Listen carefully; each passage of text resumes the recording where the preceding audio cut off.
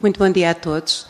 Em primeiro lugar, cabe-me agradecer, como sempre, ao Conselho Regional da Ordem dos Advogados de Lisboa. Já consigo dizer Conselho Regional em vez de Conselho Distrital, também sou da velha guarda, a oportunidade e a organização deste seminário, que no fundo é o culminar de uma longa série de divulgações das iniciativas legislativas do programa Capitalizar, e que, por uma felicidade, embora as alterações ao CIR já sejam de julho do ano passado, está a ocorrer precisamente no dia em que sai o primeiro dos diplomas que não eram decretos-leis, que eram leis. O regime jurídico do mediador de recuperação de empresas saiu hoje em Diário da República e a muito breve trecho, porque já estão precisamente nas formalidades finais, sairão o RER, o Regime Extrajudicial de Recuperação de Empresas, e o Regime Jurídico de Conversão de Créditos em Capital. Portanto, a oportunidade foi excelente. Muito obrigada pelo convite, muito obrigada pela oportunidade da organização e pelos contributos que me deixaram dar à organização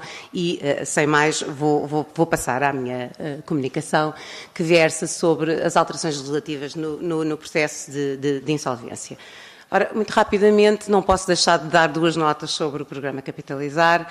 A estrutura de missão para a capitalização de empresas fez um trabalho, foi encarregado pelo Governo de fazer um trabalho de promover uma maior capitalização das empresas e fez um trabalho de diagnóstico, de estudo e de reflexão sobre vários eixos da nossa realidade, que culminou neste resultado, que estamos agora a apreciar aos poucos, e que fez um diagnóstico muito devagarinho, diria eu, e fez um diagnóstico que está disponível neste link que eu vos deixo aqui, que muito resumidamente, e no que aquilo aqui nos interessa, porque é de insolvência, e principalmente de insolvência e liquidação, que vamos falar agora nestes próximos 10 a 15 minutos, traçou o seguinte quadro.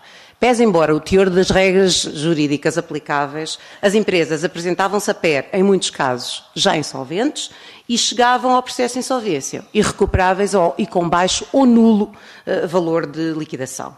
Isso determinava, por um lado, o descrédito do PER enquanto instrumento de recuperação e uma grande ineficiência do processo de insolvência, nomeadamente enquanto meio de recuperação de crédito, que ele é. É para isso que ele serve, para conseguir salvar alguma coisa e dar aos credores, e o que determina que nós tenhamos, historicamente, em Portugal, taxas de recuperação de créditos extremamente baixas, e que, aliás, subiram pela primeira vez neste último ano, mas subiram de 8% para 9%. Portanto, não é nada com que nos possamos, evidentemente, alegrar. Na sequência das recomendações da estrutura de missão para a capitalização de empresas, foi aprovada uma resolução do Conselho de Ministros, contendo uma lista de medidas nestes 5 eixos que eu deixo aqui escritos. O eixo que nos interessa aqui é o eixo de reestruturação empresarial, no qual o Ministério da Justiça foi chamado a intervir, nomeadamente em medidas com incidência na recuperação de empresas, nos processos de recuperação de empresas e no próprio Código da Insolvência. Os projetos e os diplomas legislativos que foram então elaborados, todos num grande esforço de cooperação que eu não me deixo não me canso de referir e de voltar a dizer, porque eu sou juíza, fui juíza durante muitos anos no Tribunal de Comércio de Lisboa e não sabia como é que se tratava, o que se passava com os meandros legislativos e vim entrar neste processo num ambiente que eu não sabia que era possível e que existia e que também me disseram que não era muito vulgar, mas que tenho retomado. Uma grande colaboração entre o Ministério da Justiça, o Ministério da Economia, o Ministério das Finanças, a estrutura de missão para a capitalização de empresas, de trabalho conjunto, muitas vezes trabalho árduo, estamos a falar de trabalho pela noite dentro, muitas vezes, e, portanto, num clima e numa forma de estar muito produtiva, que muito produto deu e que melhorou muito o produto final e, obviamente, também deixar da responsabilidade de todos o que não ficou melhor no produto final. E, portanto, essa é uma realidade que eu não posso deixar de dizer. Para mim foi um grande espanto e é com grande gosto que continuo a fazer parte desse esforço, que continua, porque este programa ainda não acabou, tem outras facetas e está a continuar. Ora, muito bem, o enquadramento geral, como eu disse, das medidas arrancou do cenário encontrados e explica muitas das soluções que vieram a ser encontradas. A intenção foi criar instrumentos integrados, pensados numa visão de conjunto, ferramentas adequadas a várias patologias identificáveis e suscetíveis de escolha ou de recurso necessário, tendo em conta a posição do devedor e a vontade dos credores. As alterações de fundo, as que têm opções políticas e de filosofia do sistema, são ancoradas no trabalho da estrutura de emissão para a capitalização de empresas. As demais foram muito pontuais, em alguns casos foram mesmo cirúrgicas. E a nota que eu queria deixar relativamente ao Código de Insolvência é: isto não é um trabalho completo nem terminado. Além de subsistirem matérias carecidas de reflexão, que não eram objeto deste programa, que eu recordo era para a capitalização das empresas, está em discussão a proposta de diretiva 2016-359, que já foi referida aqui hoje pelo Dr. João Basílio, relativa aos quadros jurídicos em matéria de reestruturação preventiva, concessão de uma segunda oportunidade e medidas para aumentar a eficiência dos processos de estruturação, insolvência e quitação, que seja qual for a opção final que seja tomada sobre as várias matérias que estão a ser discutidas, vai implicar alterações nas matérias que estamos precisamente hoje aqui a discutir. Já se disse o que está previsto na diretiva é a alteração do prazo de 5 anos para 3 anos na cessão do rendimento disponível das pessoas singulares, isso é logo, mas há mais coisas em discussão em relação precisamente à exoneração do passivo restante, em relação aos processos preventivos de recuperação. Nesse aspecto nós estamos um pouco à frente do resto da Europa, porque nós já temos o PER desde 2012, a maior parte dos países não tem um instrumento destes, nós já o criámos e já estamos a aperfeiçoá-lo, portanto aqui estamos mesmo à frente. E à própria insolvência e à própria liquidação. Vai ser falado durante a tarde o pacote legislativo, nós chamamos de pacote legislativo porque o programa capitalizado tem muito mais, é muito mais vasto que isto. O pacote legislativo é composto por estes diplomas ou por estes regimes. Como disse, o mediador da recuperação de empresas saiu hoje em Diário da República. Todos os demais, só as melhorias do PER e do processo de insolvência e a apropriação do bem dado em penhor mercantil, Pacto Marciano, para nós os juristas, embora os economistas se encolham muito com este nome, mas a verdade é que é o Pacto Marciano, nós assim sabemos o que é. Estes já entraram em vigor, como sabem, em julho do ano passado. Os demais, espera-se a muito breve trecho, estamos na parte final dos procedimentos para promulgação e publicação. Já foram todos aprovados em dezembro do ano passado. E passo já, então, ao que eu queria falar, que são as alterações do CIR. 2 notas sobre o PER, embora eles vão ser objeto de outros painéis. Aumentaram-se as exigências liminares para acesso ao PER por parte das empresas e, além disso, na tal linha de credibilização do processo especial de revitalização, além disso, as necessidades de transparência, de credibilização do Instituto e subsídios da prática, da doutrina e da jurisprudência levaram a outras opções, por exemplo, a extensão de proibição de recurso a novo PER durante 2 anos, seja qual for o desfecho do primeiro PER, o problema dos segundos e dos terceiros PERs, que todos que trabalham nesta área conhecem, e a reserva do PER a pessoas coletivas e empresas, medida que foi acolhida, abandonando o formato universal e desenhando um PER mais pensado para empresas, sem fugir a esse formato para as pessoas singulares e, no fundo, deixando o one size fits all, porque, de facto, o tamanho que foi feito não servia, de facto, a toda a gente. Tomadas estas medidas em relação ao PER, o que é que isto quis dizer para o meu tema? Passando a vedar, e a palavra é muito forte, mas é isto, o recurso ao PER a devedores insolventes, que antigamente já não podiam ir na letra da lei, mas iam porque não havia maneira de verificar isso, nem de lhes vedar isso, isto implica que estes devedores agora têm que ir para o processo de insolvência. Isto tirando, quando entrar em vigor o RER, um regime transitório, mas que será só em condições económicas e financeiras muito específicas é que poderá ser aplicado. Onde uma de 2 alternativas se abrem. Ou a empresa é viável e pode recorrer a plano de insolvência, ser insolvente não quer dizer que não seja viável, à antiga, vamos dizer assim, como antes de 2012, ou a empresa não é viável e chegou assim mais cedo ao processo de insolvência e liquidação. E aumentou as hipóteses de recuperação de valor por parte dos seus credores. Portanto, as consequências são estas. Notarão que eu, sem hesitação, passei de devedor para empresa, e de empresa para devedor, e devo deixar uma explicação. Este pacote de medidas, como disse, foi pensado para a capitalização das empresas. Tomaram-se várias medidas relativas a pessoas singulares, mas por recorte negativo em relação às demais. Por exemplo, o PEAP, no essencial, manteve o figurino do anterior PER e foram introduzidas regras diferenciadas para as empresas. Assim, no essencial, eu vou falar de empresas, sem esquecer, porém, que as empresas são feitas de pessoas e muitas das pessoas que compõem as nossas empresas são, por isso mesmo, também eles devedores cuja solução também e situação também tem que ser solucionada. E daí que também a proposta de diretiva contempla as pessoas singulares, porque é esta a perspectiva. E é também o local indicado para explicar que uma das ideias-chave deste programa Capitalizar é que salvar empresas não significa salvar empresários. Ou seja, e terminando aqui este entre parênteses, a solução dos problemas de uns e de outros tem que ser achada, mas pode ser independente. E em muitos casos até deverá ser independente. Alterações introduzidas ao processo de insolvência. Peço desculpa, já passei a mais. Intervenção nas regras de insolvência, alargando algumas soluções já testadas, adaptou-se o código ao regulamento, ao novo regulamento das insolvências transfronteiriças, fez a adaptação ao código de processo civil. Uma das alterações entrou aqui no artigo 17, a primeira, quando passámos de processo a processo, as alterações estão a cor diferente. Passou-se a reconhecer aquilo que já era verdade desde 2012, que o CIR não tem um processo, tem mais do que um, tinha 2, agora tem 3, e esta segunda parte ainda não está em vigor. E esta ainda não está em vigor e será a tramitação eletrónica integral do processo de insolvência, porque neste momento o processo de insolvência apenas é eletronicamente tramitado de forma integral no Tribunal. E este é um processo, tal como a execução, que tem uma grande parte que decorre fora do Tribunal.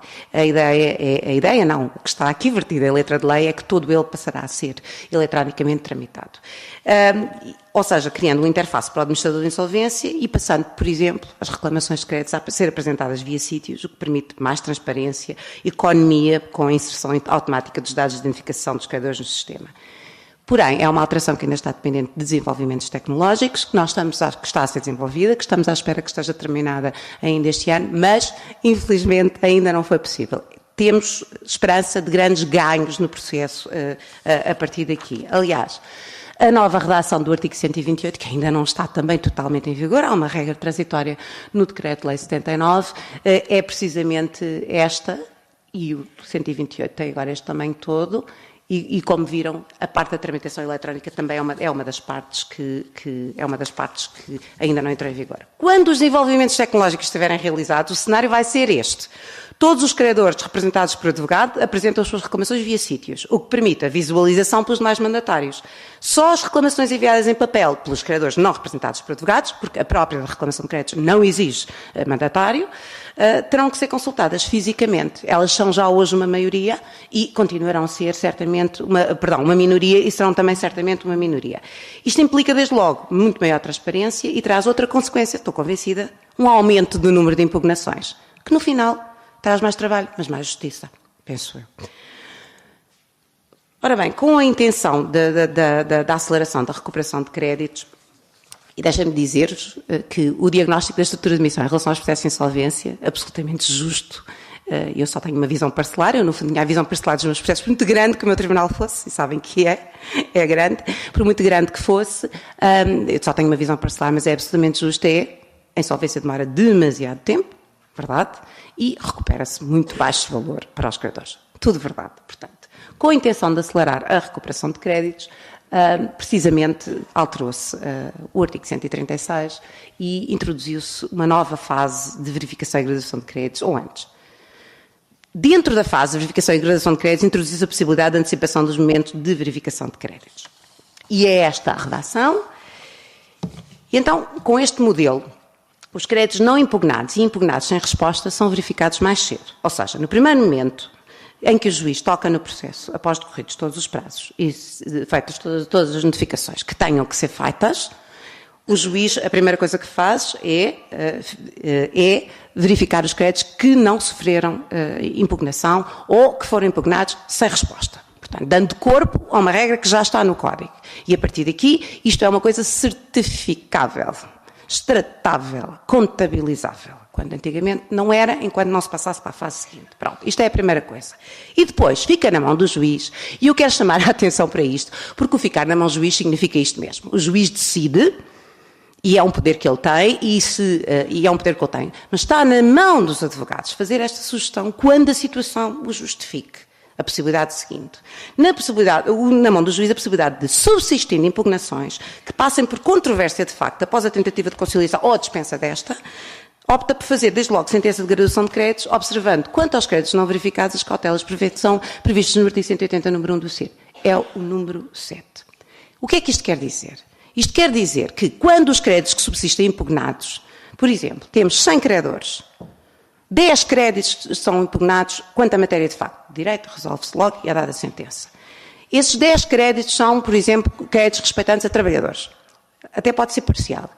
Neste caso, e tendo em conta a composição da massa insolvente, e se houver dinheiro suficiente para isso, o juiz sabe isso, no momento em que tem o processo todo, podemos lançar mão disto e deixar consignado o valor máximo dos créditos impugnados.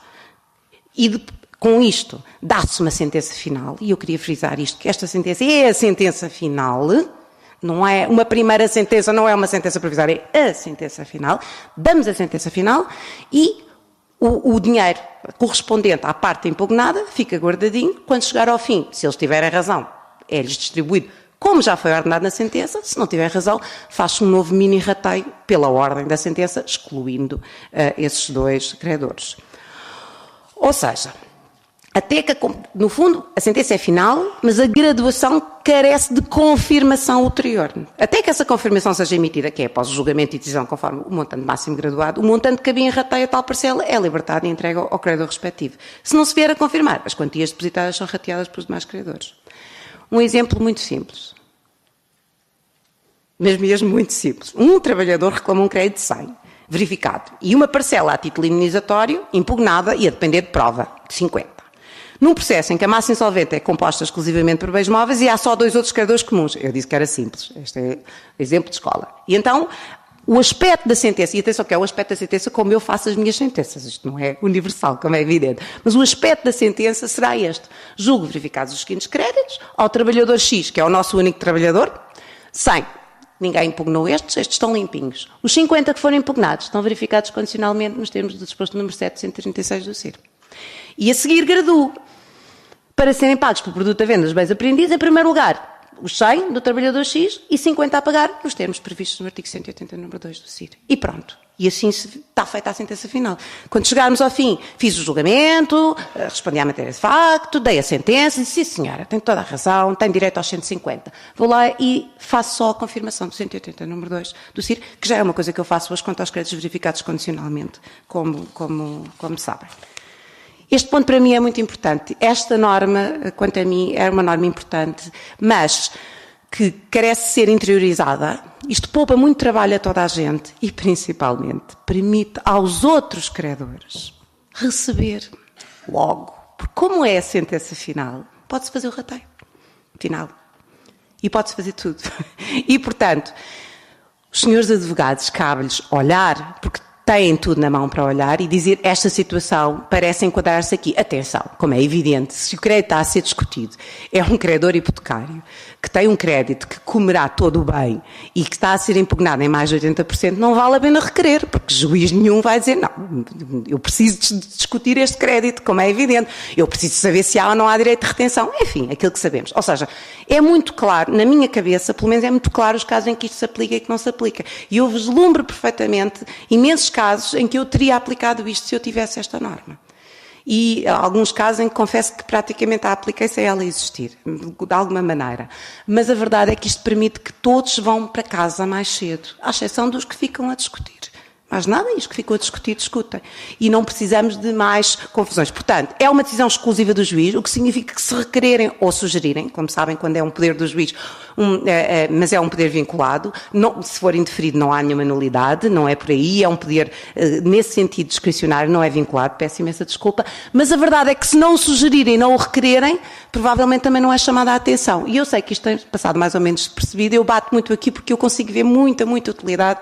Se eu hoje em dia estivesse no tribunal, tenho a certeza que dava muita utilidade a isto, porque a verdade é que eu, pessoalmente, o que fazia era, quando eu preparava a tentativa de conciliação, eu deixava a sentença pré-feita. A bold, o que não estava certo. E, portanto, no fundo, era uma prática que eu tinha e que passaria a ser uma prática que eu podia passar para o processo e todos poderiam ir para casa mais cedo. Outra crítica muito importante feita à insolvência, e também tenho que reconhecer que muito verdadeira, é de alguma opacidade da liquidação.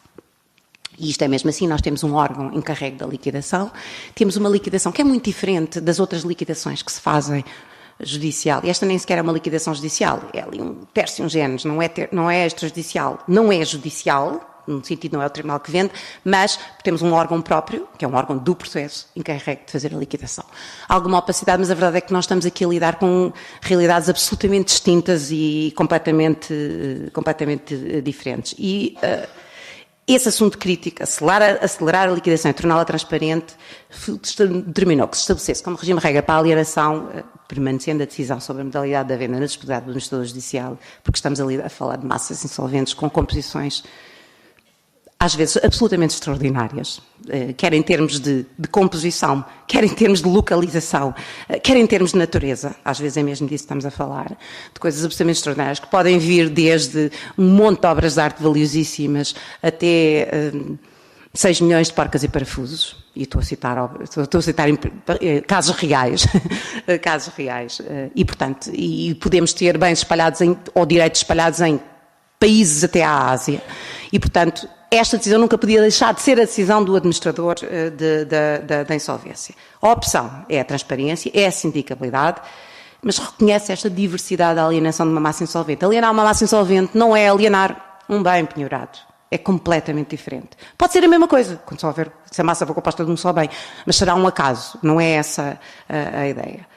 Isto significa o seguinte: se não forem preteridas formalidades, como a audição, por exemplo, do credor hipotecário, ou a efetiva fundamentação da decisão, esta opção do administrador não gera nulidade processual. E isto parece-me que é importante, pela preterição da forma preferencial de alienação. A lei diz é a forma preferencial de alienação, deve ser justificado.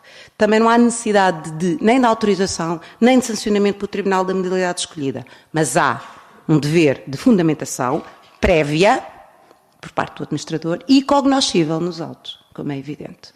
Não é 31 de boca. Tem que ser fundamentado no processo e tem que chegar ao conhecimento dos credores. Aqui sim podem-se gerar nulidades processuais. Mas a opção essa, desde que seja exercida informadamente e cumprindo todas as formalidades, essa é do administrador e apenas do administrador. Só a Assembleia de Credores, no esquema da hierarquia do processo de insolvência, é que poderá reverter ou alterar esta decisão, porque efetivamente é e continua a ser. Esta alteração não tocou nessa regra. O órgão máximo do processo de insolvência é a Assembleia de Credores. Criou-se ainda uma obrigatoriedade de publicitação após o início da liquidação do estabelecimento como um todo, a fim de dar a saber ao mercado da possibilidade antes da liquidação desagregada. É a nova redação do artigo 152. Isto é só mesmo uma medida de publicidade extra, um bocadinho de marketing, se quiserem assim. Pensada para a realidade que se espera mais, espera-se, no fundo, que mais empresas ainda intactas ou quase intactas cheguem ao processo de insolvência e fazendo chegar a notícia aos clientes potenciais. Se a publicidade gerar interessados, estes interessados vão ter que vir ao processo comportar-se como todos os outros e perante o administrador pela via escolhida por este para a liquidação. No fundo, dar corpo à regra da alienação da empresa como um todo. Eu devo dizer que em mais de 10 anos de Tribunal de Comércio eu vendi uma vez uma empresa como um todo. E não correu bem. Não correu bem porque a empresa que a comprou acabou por ser declarada insolvente. Pronto. Mas isso foi um acidente de percurso. São coisas que acontecem na vida. Acontece aos melhores. Mas a verdade é que é significativo é que eu só uma vez, apesar de já ter esta regra inscrita no SPREF, só uma vez é que eu vendi uma empresa como um todo. Nunca aconteceu uma empresa como um todo a funcionar, com funcionários, com máquinas, com negócios, com trabalhos em curso.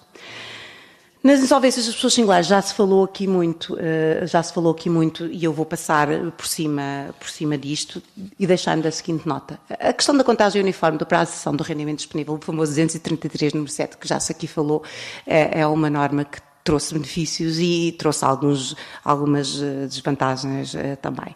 Mas na verdade o que se tencionou foi corrigir uma efetiva desigualdade que duas interpretações, ambas justificadas, ambas admissíveis, estavam a gerar nos processos, juiz para juiz, secção para secção, tribunal para tribunal. Havia pessoas que, efetivamente, ao fim de 5 anos e meio, tinham o despacho de exoneração e havia pessoas que, e notem que isto enfia-se numa altura em que a crise determinou que as liquidações se prolongassem muito. Agora estamos outra vez no boom do imobiliário, mas nos anos de crise ninguém conseguia vender apartamentos na periferia.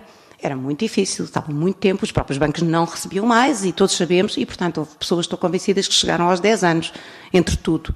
E se tinham rendimentos, o tempo que estavam à espera do encerramento da liquidação, estavam com desconto no vencimento.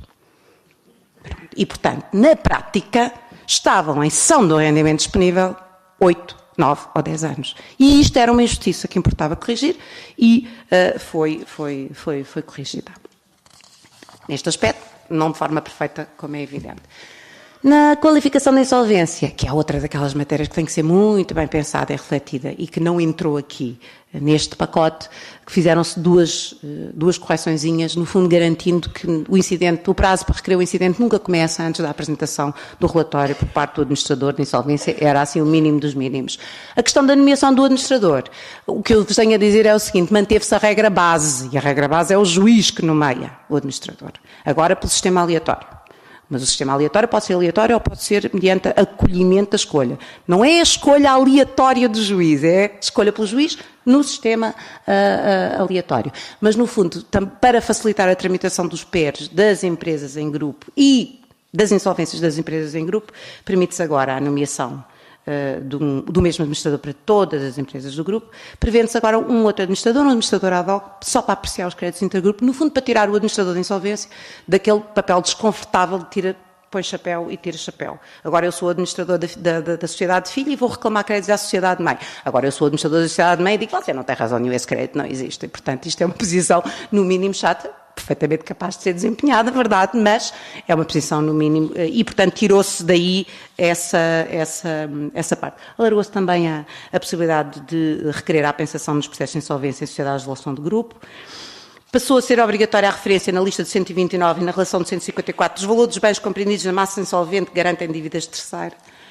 E esta era uma questão que eu confesso não estava devidamente alertada para ela, apesar de mais de 10 anos a fazer assembleias de credores no Tribunal de Comércio, a nossa lei considera os credores que não são credores do devedor, mas são titulares de garantias sobre bens compreendidos na massa insolvente como credores. É uma opção. É uma opção, por exemplo, em Espanha não são credores. Aqui são. É uma opção do legislador que foi tomada.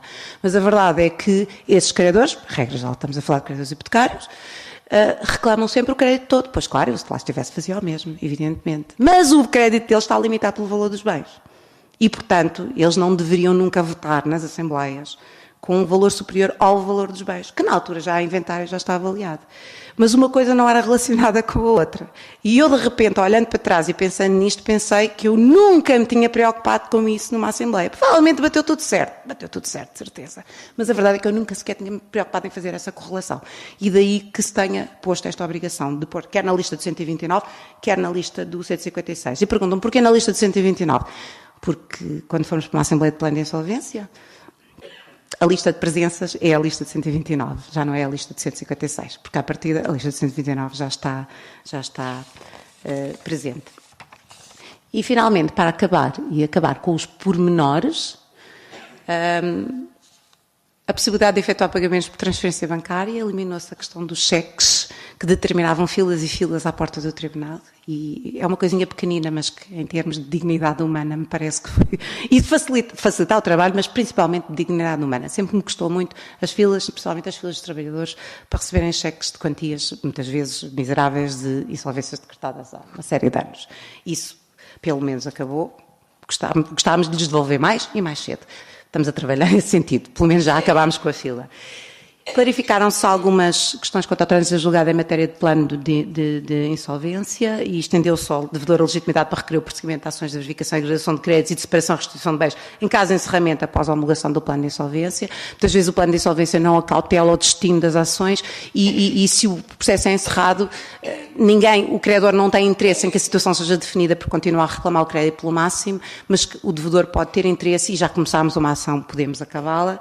E, finalmente, eliminaram-se as referências a marido e mulher em matéria de insolvência de cônjuge, não que alguém interpretasse literalmente as regras, mas no fundo também numa medida de igualdade de género passámos a ter apenas cônjuge. Muitíssimo obrigado pela vossa atenção.